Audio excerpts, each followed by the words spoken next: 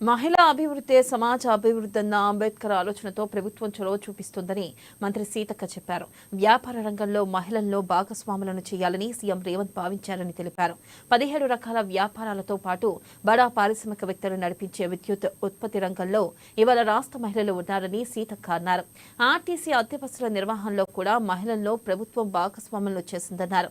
ప్రభుత్వ నిర్ణయాలతో కొత్తగా 1,00,000 మంది మహిళలు సంఘాల్లో చేరక ఇక రాబోయే రోజుల్లో ఆ సంఖ్య 1 కోటి మందికి చేరాలని కృషి చేస్తున్నామన్నారు.